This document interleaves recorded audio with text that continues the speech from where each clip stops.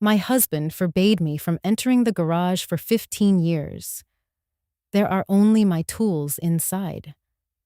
But one night, I heard voices behind the wall. My husband was on a business trip. When I took a flashlight and went there alone. Good day, dear listeners. It's Briella again. I'm glad you're here with me. Please like this video and listen to my story till the end and let me know which city you're listening from. That way I can see how far my story has traveled. For 15 years, I believed I had a good marriage.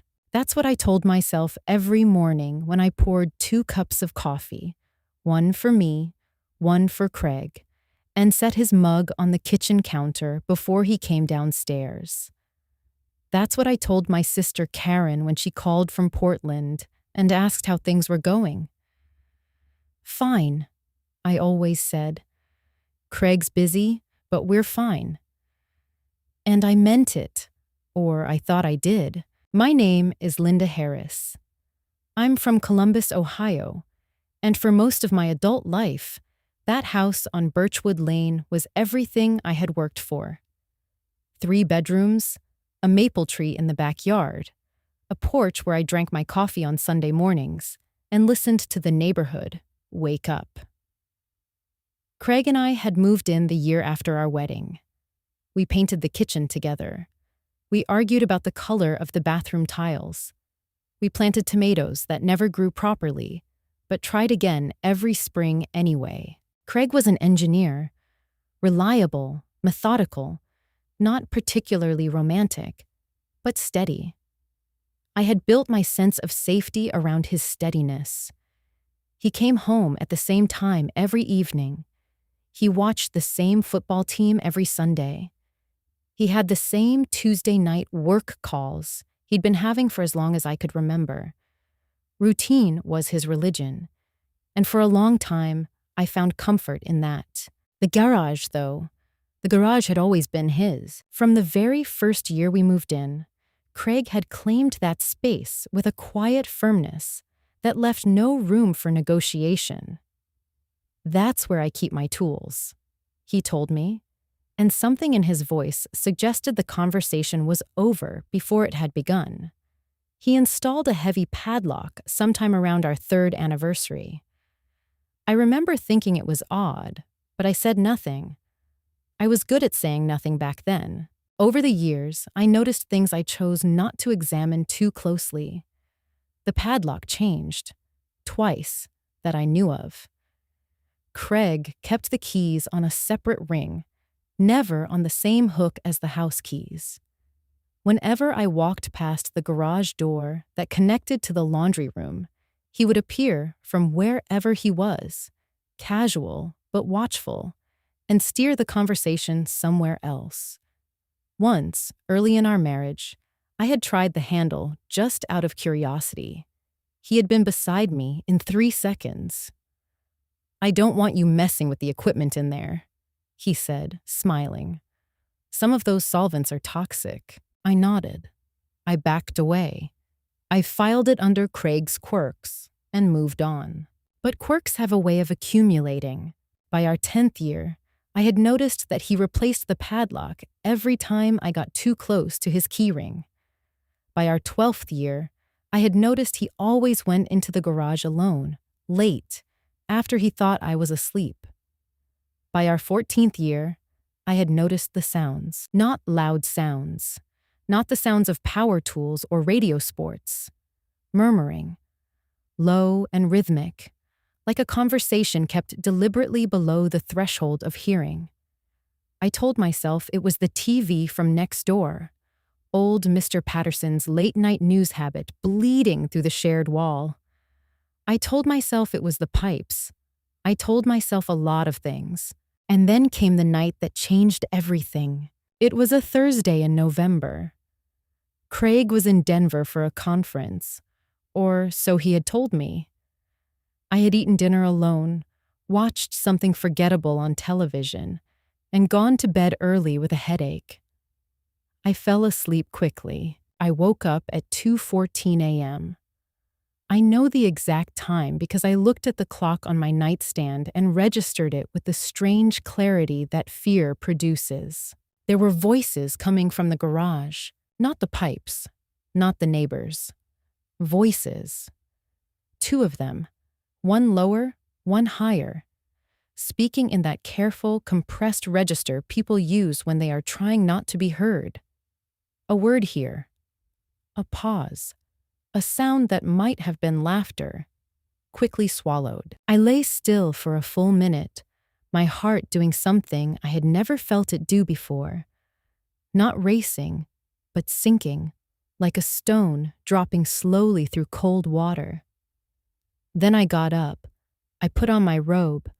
I took the small flashlight I kept in my nightstand drawer. I had kept it there for years, for power outages, for the practical emergencies of ordinary life. I had never imagined this particular use for it. I walked down the hallway, past the kitchen, through the laundry room. I stood in front of the garage door and put my hand flat on it. The voices stopped, a silence so complete it was its own kind of answer. I stood there with my hand on that door for a long time. And then I walked back to bed, lay down in the dark, and stared at the ceiling until morning. I didn't sleep. I did something else instead. I started thinking. By the time the gray November light began to come through the curtains, I had not moved. I lay in the same position, on my back, hands folded over my stomach. The way you lie when you're practicing for something you don't want to think about. The furnace clicked on and off. A car passed on Birchwood Lane. Somewhere outside, a dog barked twice and went quiet. I kept asking myself the same question. What exactly did I hear? Two voices, one lower, one higher. Inside my husband's locked garage at 2 a.m, while Craig was supposedly in Denver at a 3-day engineering conference. I had dropped him at the airport myself on Tuesday morning. I had watched him walk through the sliding doors with his rolling carry-on and his laptop bag and that particular set to his shoulders that meant he was already thinking about something else. I had driven home and made soup for dinner and watched television and not thought about it at all. What exactly did I hear? I started doing what frightened people do. I started bargaining with logic. Teenagers, maybe.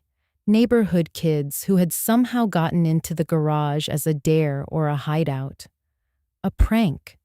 An innocent explanation that required no reckoning, no upheaval, no destruction of the life I had built. Because that was the thing I kept circling back to as the morning light grew stronger.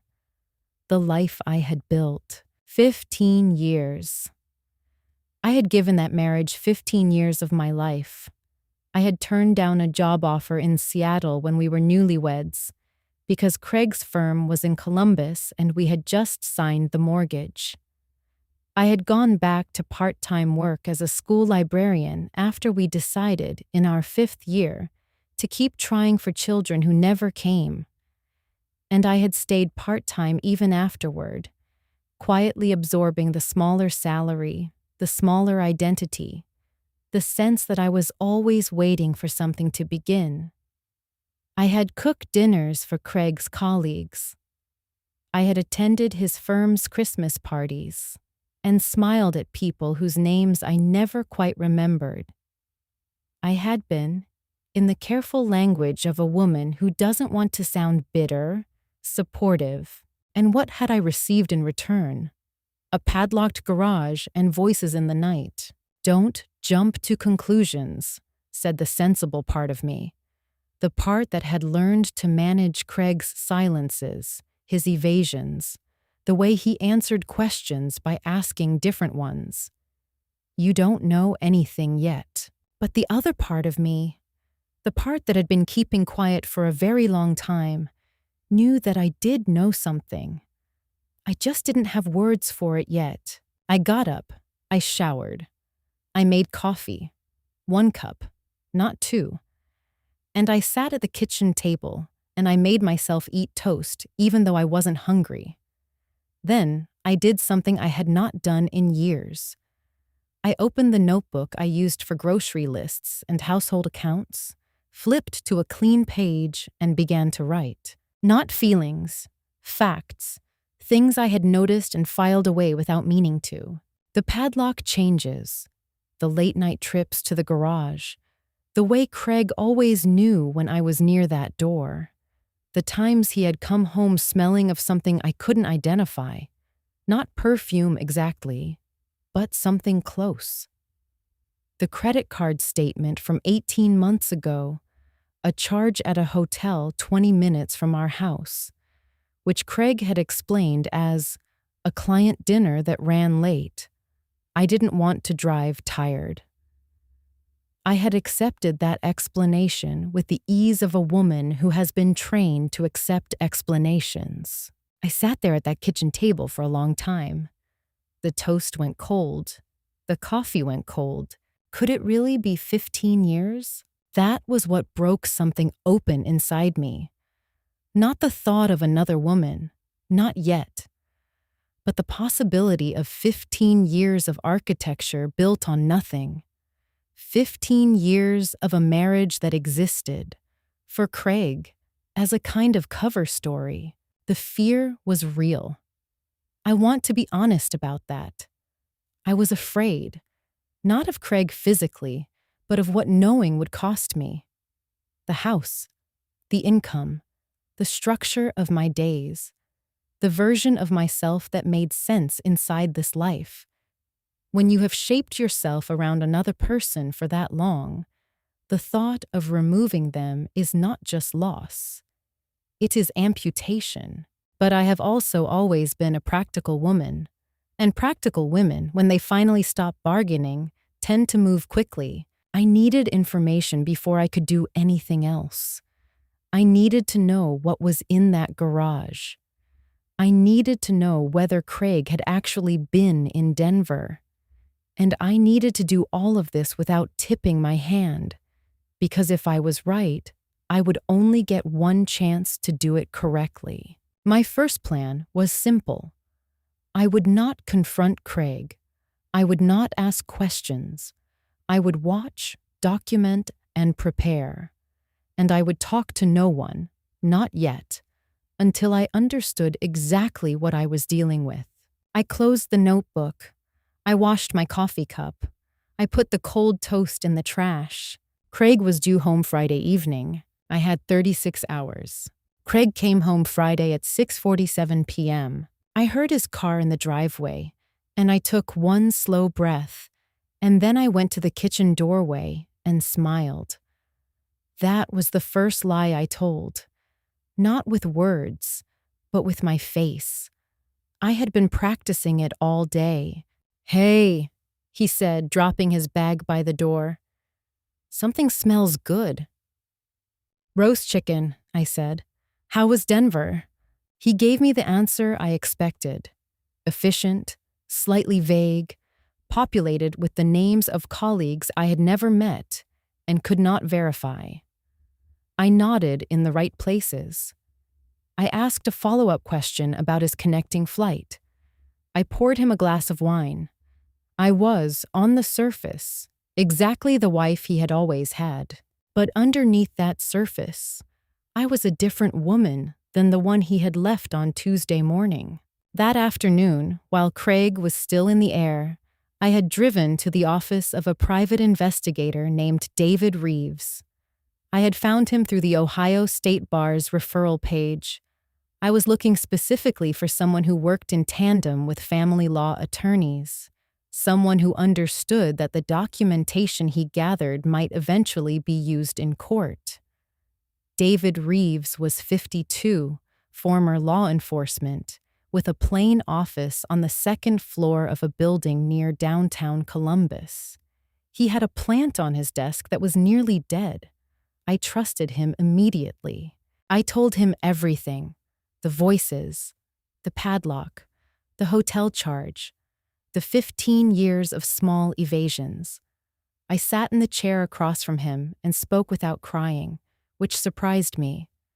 David Reeves listened without interrupting, which also surprised me. When I finished, he asked 3 questions. Did Craig have sole access to the garage? Did I have any financial documents in my name alone? Was I safe in the house? I said yes, then no, then yes. He told me what I needed to do first. Open a personal bank account at a different institution and begin moving a small, regular amount into it. Nothing that would trigger notice, just steady and quiet. He also told me to contact a family law attorney before the week was out. I went directly from his office to a branch of a bank I had never used and opened an account with $300 from my personal savings. I sat in the parking lot afterward and felt something I hadn't expected. Not relief, but clarity. The terrible paralysis of the past 36 hours had burned off like morning fog. I had a direction now. The attorney's name was Patricia Mendez. I reached her office the following Monday while Craig was at work. She was sharp, careful, and she asked for a retainer I paid from my new account. She explained Ohio's equitable distribution laws in terms I could understand, and she told me that documentation of the marriage's condition, financial records, evidence of dishonesty, the timeline of events, would matter enormously. The more you know before he knows you know, she said, the better your position. I understood.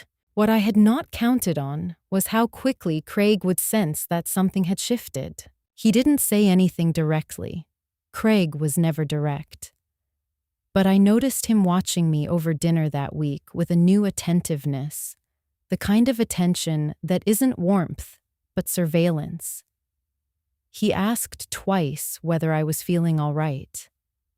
He picked up my phone from the counter once, casually, and set it back down when I walked in from the laundry room. He spent longer than usual in the garage on Wednesday night, and when he came back inside, he stood in the kitchen doorway for a moment, looking at me with an expression I couldn't quite name. I smiled at him. "I'm fine, Craig." The direct evidence came on Thursday. David Reeves had placed Craig under mobile surveillance beginning that Tuesday. Craig, it turned out, had not been to Denver alone. On Thursday morning, David sent me a secure email with 3 photographs attached. The first was Craig at a Columbus hotel, not downtown, but on the north side, 11 minutes from our house, checking in on Tuesday afternoon, 3 hours before his flight was supposedly scheduled to depart.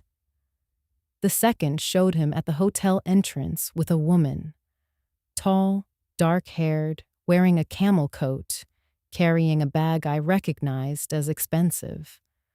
The third photograph was time-stamped Wednesday evening. It showed Craig's car parked outside a house in the Clintonville neighborhood. The house, David noted in his message, was leased to a woman named Deborah Slade, 38 years old, worked in marketing, had been at the same address for 4 years. 4 years. I sat with that number for a long time. Then I printed the photographs, sealed them in an envelope, and put the envelope in my car, in the zippered interior pocket of my travel bag, which Craig had never once opened in 15 years of marriage. There was no going back now. I knew that. And strangely, sitting in my car in the driveway of the house on Birchwood Lane, with the maple tree bare against the November sky, I was not afraid anymore. I was ready. Patricia Mendez moved faster than I expected. Within a week of receiving the photographs and the documentation David Reeves had compiled, she had filed the petition for divorce in Franklin County. Craig was served on a Tuesday morning. I had made sure I was not home. I drove to Karen's apartment on the north side and sat on her couch and drank tea and waited for the call I knew was coming. It came at 11:23 a.m., Craig's voice was not the voice of a man who had been caught. It was the voice of a man who was recalibrating, controlled, low, with the specific chill of someone deciding how much force to apply. "We need to talk, Linda," he said. "Tonight."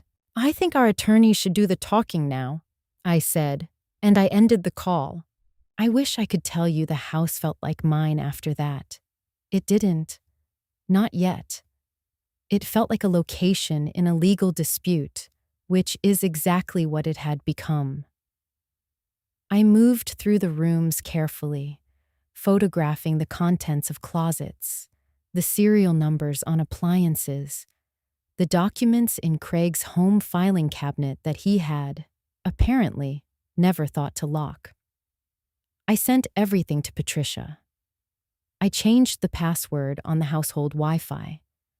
I felt during those first days like a woman methodically dismantling a machine she had once believed kept her alive. The escalation came from both of them. Craig showed up at the house on Thursday evening, unannounced, his key still working. I had not yet had the locks changed, a mistake I corrected the following morning. He walked in while I was in the kitchen, and for a moment we stood on opposite sides of the kitchen island looking at each other. He looked tired. He also looked dangerous in the particular way that controlling men look dangerous when the control is slipping. "You had me followed," he said. "I had the truth documented," I said. He told me, in measured and careful language, that I did not understand what I was disrupting, that there were financial matters I was not aware of, matters that could go badly for me if I wasn't careful. He used that word, careful, the way people use a word when they mean its opposite. He told me that I should withdraw the petition, that we could handle this privately, that Patricia Mendez was a piranha who would take my money and leave me with nothing. I stood still. I held the edge of the counter. I did not raise my voice. "You should call your attorney," I said, "and tell him I'd like the locks changed tonight." Craig left, but Deborah Slade was not finished. I had expected Craig's pressure. I had not quite anticipated hers. She called my cell phone on Saturday morning. I don't know how she got the number. David Reeves suggested Craig had given it to her deliberately, as a form of proxy intimidation. Her voice was smooth and unrattled, and she told me, as though explaining something obvious to a slow student, that Craig had already told her everything, that she understood the situation completely, and that she thought it would be in my interest to consider what I stood to lose in a contested divorce versus what I might walk away with in an amicable settlement. She used the word amicable. I recorded the call. Ohio is a one-party consent state, and Patricia had advised me to record every conversation. Then I sent the recording to Patricia and blocked Deborah's number. Patricia was brisk and satisfied when I reached her on Monday. "That call is useful," she said. "Coordinated contact from a third party to influence a litigant. We'll note it." The threatened financial complexity turned out to be Craig's last real card. He had suggested in his kitchen speech that there were accounts I didn't know about. But Patricia's forensic accountant found the relevant disclosures within 10 days. And what Craig had implied was labyrinthine turned out to be the fairly standard financial footprint of a man who had been maintaining a parallel life for 4 years on a mid-six-figure engineering salary. The house had equity. There were retirement accounts. There was the matter of the Clintonville property, which Craig was co-leasing with Deborah and paying for, in part, with marital funds. Patricia was very pleased about the Clintonville property. When the first round of motions was filed and the court had confirmed the temporary support order in my favor, I took 3 days. I did not analyze or plan. I drove to my sister Karen's lake house in Michigan. She had offered it, and it stood empty in November.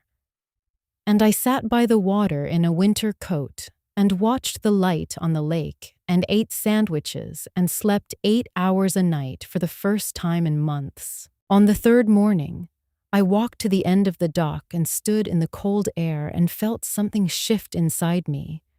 Not triumphant, not sad, just solid, like ground forming underwater. I drove back to Columbus on Sunday. I was not done. December came to Columbus in the way it always does, early and gray, with a cold that gets into the house no matter how high you set the thermostat. I was back on Birchwood Lane, in the house that was now legally and practically mine alone for the duration of the proceedings. The locks had been changed. Craig's key no longer worked. He had moved out, not voluntarily, but because the temporary court order had been clear, and was staying, as far as I could determine, primarily at the Clintonville house with Deborah. This information, which David Reeves confirmed for me in a brief email, produced in me not jealousy, but a kind of grim, administrative satisfaction. Every night Craig spent in that house with marital funds flowing toward the lease was another line in Patricia's documentation. I was learning to think like a case. The first attempt at seduction, I used the word deliberately because it was seduction, just not the romantic kind, came from Craig directly.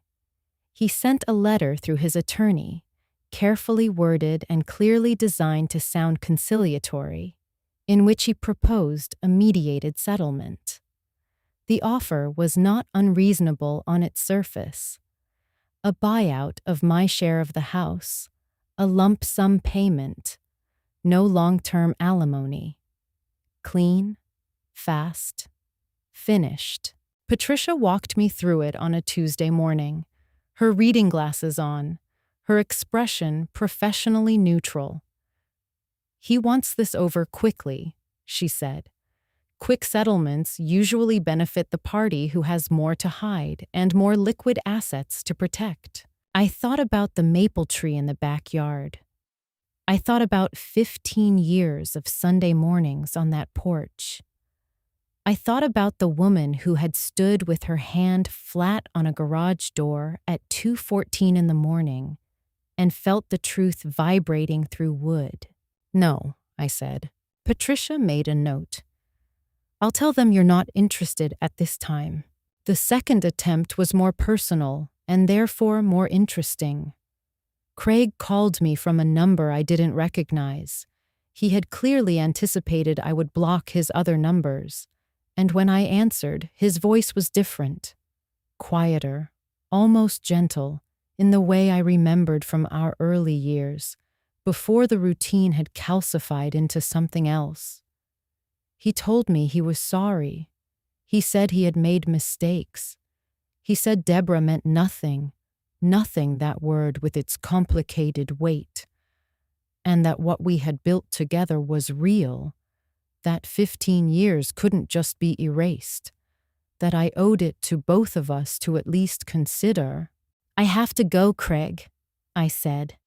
"Please communicate through Patricia's office going forward." I hung up. I stood in the kitchen for a moment. Then I poured myself a glass of water and drank it slowly, looking out the window at the bare maple tree. Did it hurt? Yes. The voice I remembered, the early voice, the one from before I learned to read his silences, had always been the hardest part. Grief and love are not logical, and I will not pretend they are. I let myself feel it for the duration of that glass of water. And then I set the glass in the sink and went back to my desk. Cold is not the same as unfeeling. I want to make that clear. It was my therapist, Dr. Anne Holloway, who helped me understand the distinction. I had started seeing her in late November. Patricia had gently but directly recommended it. not as a sign of weakness, but as a tactical resource. Divorce litigation is a marathon, Patricia had said. You need stamina, not just anger. Anne's office was warm and cluttered with houseplants that actually thrived, which I found reassuring. She was 60, straightforward, and she had heard every version of this story. You're not cold, she told me in our third session. You're boundaried. Those are not the same thing. I also finally told Karen everything, not just the facts she had gathered from the edges of my phone calls, but all of it. The garage, the photographs, the hotel, the 4 years of Deborah Slade, the financial maneuvering, the call from Craig with the soft voice. Karen listened without interrupting, which was not natural for her. When I finished, she was quiet for a long moment. 15 years, she said. Yes. Linda, she exhaled. Why didn't you call me sooner? It was the right question. I didn't have an answer that satisfied either of us. But having Karen was different from being alone. And I began to understand how much energy I had spent on isolation, on managing appearances, on protecting Craig's image, on not wanting anyone to see the gap between the marriage I had described and the marriage I had lived. Letting Karen in was, in its own way, a form of liberation. Craig and Deborah were watching. I could feel it. David Reeves confirmed that Craig had been making inquiries, through mutual acquaintances, through the neighborhood network that small cities maintain, about my state of mind, my plans, whether I was coping well. The watching made me careful, but it did not make me afraid.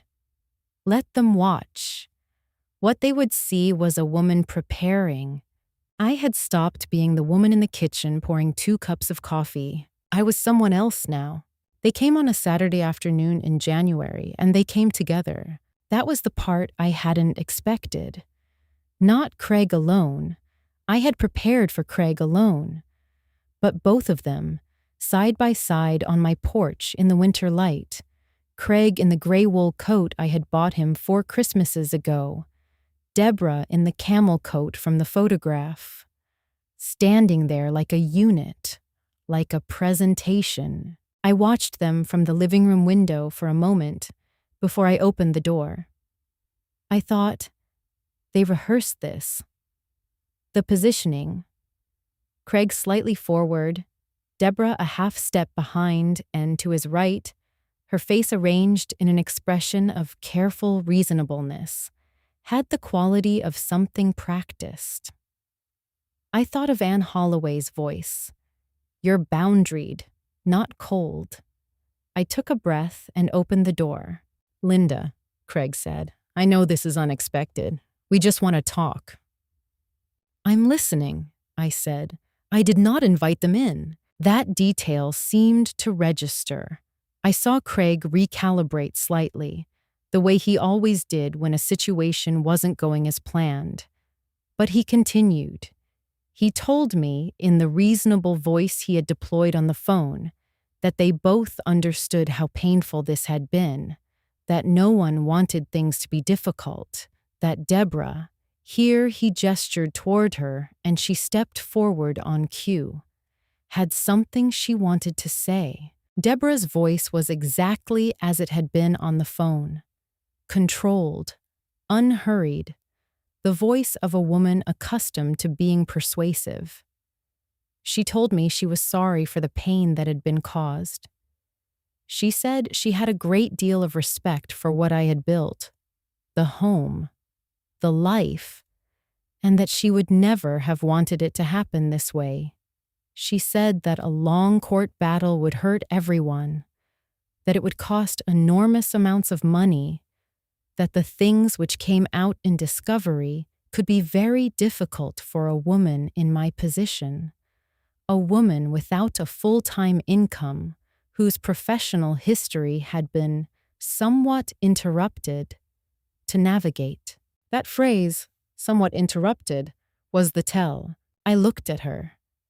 I looked at her for long enough that the silence became uncomfortable, and I watched her expression flicker, just once, before settling back into its performed reasonableness.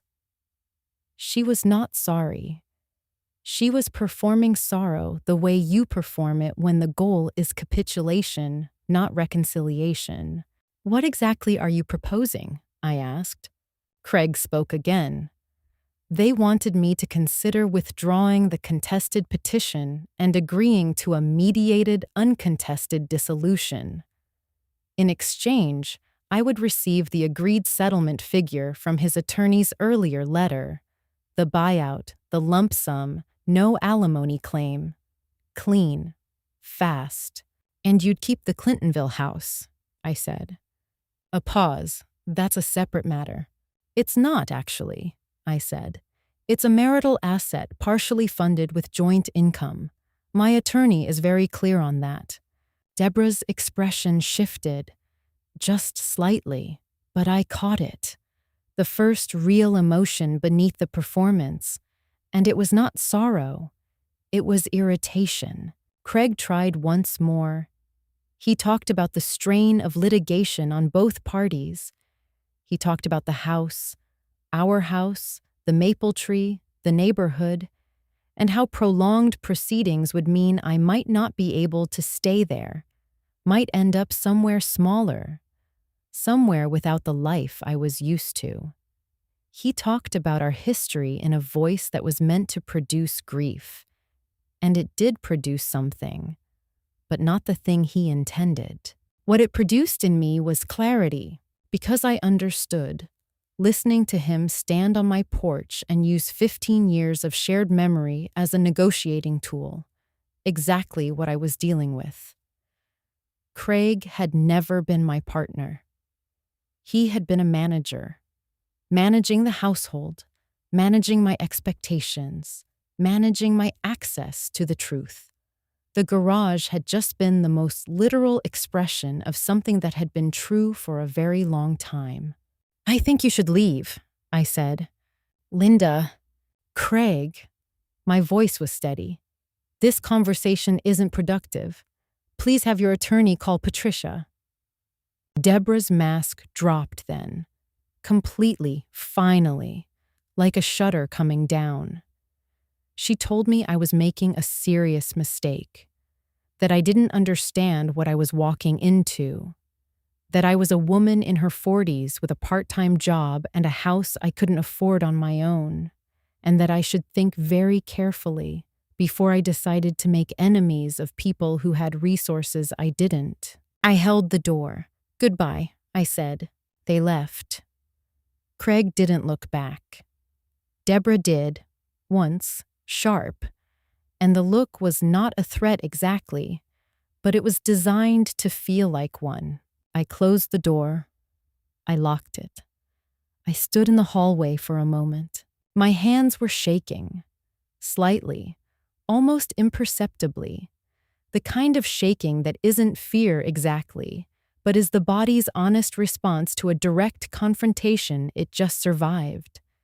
I felt the shaking and I acknowledged it, and I did not push it down. Then I picked up my phone and called Patricia. "They came in person," I said. "Together, I recorded it." Patricia's silence had a very specific quality. "Send me the recording," she said. The fear was real.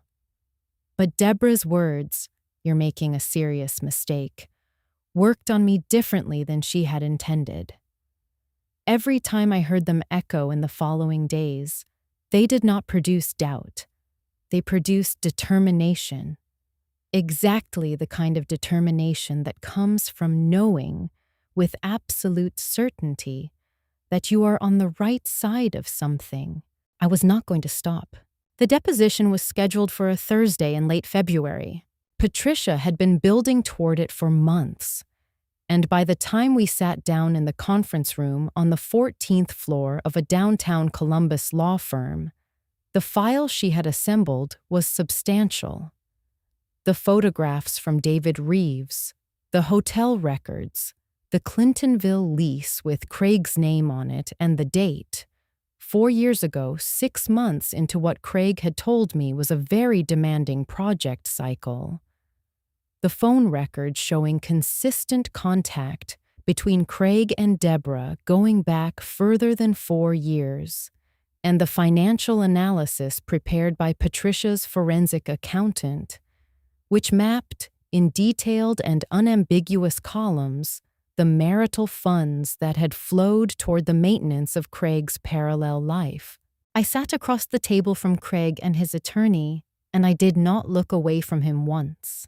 Craig's attorney, a man named Garrett, who wore expensive ties and spoke with a confidence that seemed calibrated to intimidate, had spent the preceding weeks attempting to reduce the scope of the deposition.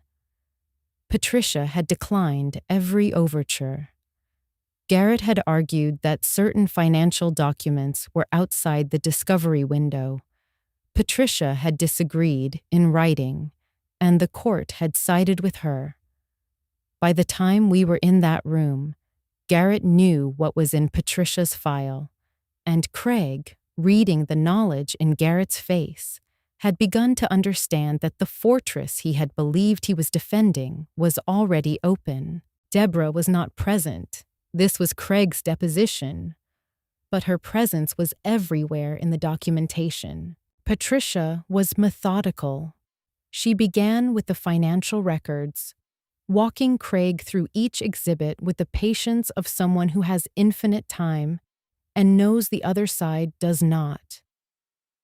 Craig answered carefully, with the guarded precision of a man who has been coached. He confirmed his signature on the Clintonville lease. He confirmed the dates. He confirmed the hotel charge from 2 years ago. A business meeting, he said, which Garrett seconded with a phrase about client entertainment. Patricia placed the photograph from that hotel, the one showing Craig and Deborah at the entrance, on the table between them without comment. A silence opened in the room. Craig looked at the photograph and then looked at the middle distance, and something in his face, the composure, the long-practiced steadiness, slipped. It didn't collapse. Craig was not a man who collapsed easily, but it slipped, and in the slippage, I saw something I recognized. The expression of a person who has run a very long con and has just heard the particular sound that means the floor is no longer solid. The phone records were worse for him. Patricia had obtained 18 months of records showing the frequency and duration of communication between Craig's cell and Deborah's. She walked through them carefully. There were calls on our anniversary. There were calls on Christmas Eve. There was a call on the night I had gone to the hospital for a kidney stone. I had been frightened. I had called Craig from the ER, and he had arrived 40 minutes after I called, which I had accepted because the hospital was across town. The phone records showed he had also called Deborah from the hospital parking lot before he came inside. I had known this was in the file. Patricia had prepared me, but hearing it spoken aloud in that room, that specific fact, the hospital, the parking lot, produced something that was not composure. It was a clean, cold anger, the kind that doesn't shake your voice. Craig's attorney tried twice to interrupt. Patricia redirected calmly within the procedural framework and continued. Garrett attempted a line of questioning designed to characterize my relationship with David Reeves as a form of entrapment. Patricia had the Ohio case law ready and disposed of it in under 3 minutes. Garrett made a note on his legal pad and did not raise the issue again. The moment Craig lost control, not dramatically, not loudly, but in the specific way that controlled men lose it, which is to say that the control itself became visible as effort. was when Patricia placed the exhibit documenting the Clintonville lease renewal. 6 months ago, Craig had renewed the lease. At the time, we were still formally married, still living together on Birchwood Lane, still attending, in the previous April, Craig's firm's annual dinner where I had stood beside him in a blue dress and smiled at people whose names I never remembered. He had renewed a lease on a house he shared with another woman while eating dinner with me on a Tuesday evening. "Is that your signature?" Patricia asked, pointing to the renewal form. A pause that lasted 1 second too long. "Yes." "And the date of renewal is September 14th of last year?" "Yes." "And on September 12th of that year, you and Mrs. Harris attended your firm's annual client dinner together. Is that correct?" Garrett said, "Objection." But it was a deposition, and objections in depositions are noted and do not stop the questioning. Craig said, "I don't recall the specific date." Patricia placed the firm's event photograph, which she had obtained from the firm's own public website, on the table. Craig and I, side by side, dated September 12th. The room was very quiet. I looked at Craig across the table. He was looking at the photograph. And then he looked at me, and for the first time in the entire proceeding, in the months of motions and counterfilings and carefully managed silences, he looked like a man who had run out of table. Patricia gathered her next exhibit, unruffled, precise. She continued, "I sat with my hands folded in front of me and did not look away. The settlement conference was held in March, and Craig's side requested it. That was the first real measure of victory. Not that they offered, but that they asked. 3 months earlier, Craig had stood on my porch with his hands in his coat pockets and spoken about my interrupted professional history as though it were a vulnerability to exploit. Now his attorney was calling Patricia's office asking for a meeting. Patricia had described the shift to me with professional understatement. Their risk calculus has changed.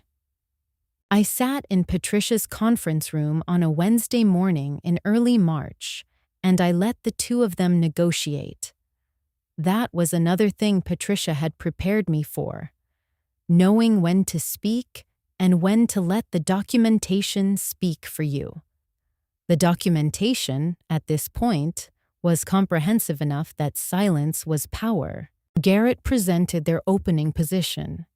It was better than the letter from November, considerably better, but it still attempted to minimize the marital asset claim against the Clintonville property by characterizing the lease payments as Craig's personal expenditure from his separate income. Patricia had the forensic accountant's analysis, which traced the lease payments to a joint account Craig had reorganized 4 years ago, at almost exactly the time the Clintonville lease began. By quietly reducing the automatic transfer to our joint savings, while increasing his personal accounts allocation. It was the kind of adjustment that would have been invisible to a wife who trusted her husband and didn't read the account statements with forensic attention. I had been that wife.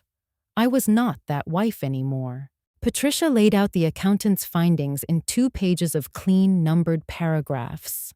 Garrett conferred with Craig. Craig sat at the end of the table with his arms crossed and his jaw set, and I could see him calculating, not feeling, but calculating, the way he had always approached problems. He was looking for the angle that would cost him least. The problem was that Patricia had closed the angles one by one over 4 months of preparation. The final terms were these. I kept the house on Birchwood Lane, the full equity, without buyout. Craig's name came off the deed. I received a structured settlement covering 15 years of foregone career income. calculated by Patricia's economist based on the salary trajectory of a full-time school librarian with my credentials, which amounted to a figure that made Garrett's expression, when Patricia placed the number on the table, go briefly and satisfyingly blank. I received my full share of the retirement accounts. I received a 7-year alimony arrangement at a monthly amount that reflected the marital standard of living. The Clintonville property lease was treated as a marital debt, reducing Craig's share of the assets accordingly. Craig signed on a Thursday afternoon. He did not look at me when he signed. I did not need him to. Deborah Slade's role in the proceedings had not gone unnoticed. The recorded phone call she had made to me in November, the one in which she had, in calm and measured language, advised me to consider what I stood to lose, had been included in the case documentation as evidence of coordinated third-party pressure. It had not produced legal consequences for Deborah directly, but it had served Patricia's narrative about the nature of the relationship and the deliberateness of the deception. Craig's attorney had attempted, twice, to have the recording excluded. The court had declined both times. When the final order was signed by the judge, Patricia called me from the courthouse steps. Her voice had the contained satisfaction of someone who has won a difficult case on merit and knows it. "It's done," she said. "Full terms as agreed. Congratulations, Linda." I was standing in my kitchen, our kitchen, then mine, looking out at the backyard where the maple tree was beginning, at the very edges of its branches, to show the first faint green of March. I said, "Thank you." I said it twice. Then I sat down at the kitchen table where I had made my first list in November, and I put my hands flat on the surface, and I let myself feel the full weight of what had happened. The weight was not light. I want to be honest about that. Victory in a divorce proceeding is not the same as happiness. It is the end of a war, and the end of a war leaves a landscape that has been changed by the fighting.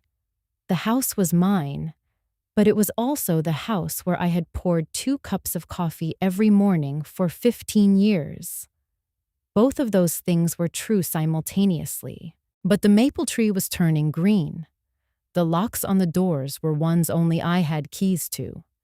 And the woman sitting at that table was not the woman who had said fine. We're fine to her sister on the phone for a decade. She was something better, something that had been under the surface the whole time, waiting for the ground to be cleared. I was not finished grieving, but I was finished being managed. Spring came slowly that year, and I was glad for the slowness. I spent the first weeks after the settlement doing things I had not done in a very long time. I slept late on Saturdays. I rearranged the living room furniture, not dramatically, just enough to change the sightlines, to make the room feel like it had been reconsidered. I rehung the photographs on the hallway wall, keeping the ones I loved and removing the ones that had belonged, if I was honest with myself, more to the performance of our marriage than to any real feeling. I planted the tomatoes in early April, the same way I always had, and this time I was not waiting for anything. Karen drove down from Portland in May. We spent 4 days together, eating at places Craig had never wanted to go, driving with the windows down, talking the way sisters talk when they have finally run out of things to protect each other from. On the last night, she sat across from me at the kitchen table and looked at my face for a long moment. "You look different," she said. "Different how?" She thought about it. "Present," she said. "You look present." I went back to work full-time in September. The school district had a full librarian position open, and I took it. The salary was mine. entirely mine, deposited into an account with one name on it. I started a graduate program the following January, a master's in information science I had been interested in for years, without ever quite finding the moment to pursue.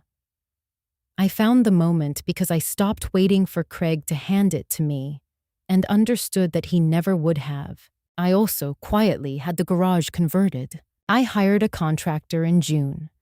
We took out the workbenches, the shelving, the padlock, and all the apparatus of Craig's private kingdom, and put in proper flooring, insulation, a pair of windows, and a French door that opened onto the backyard. I made it a studio, not because I am an artist, but because I wanted a room in that house where the light came in, and the door was always open, and every inch of it was mine. I stand in that room sometimes and think about the woman who stood outside the door at 2:14 in the morning with a flashlight. I think about her hand on the wood. I think about the way she walked back to bed and chose in the end not to accept the story she had been given. As for Craig and Deborah, Craig's firm learned about the deposition before he could manage the narrative. The forensic accountant's findings had included evidence of his use of a corporate expense account in ways that prompted additional inquiry. He was not fired, but moved to a position with less responsibility and reduced compensation. Within a year, he had left the firm voluntarily and taken a position in another city. I don't know which city. I don't need to. The Clintonville house was vacated when the lease came up, and Craig's financial situation changed.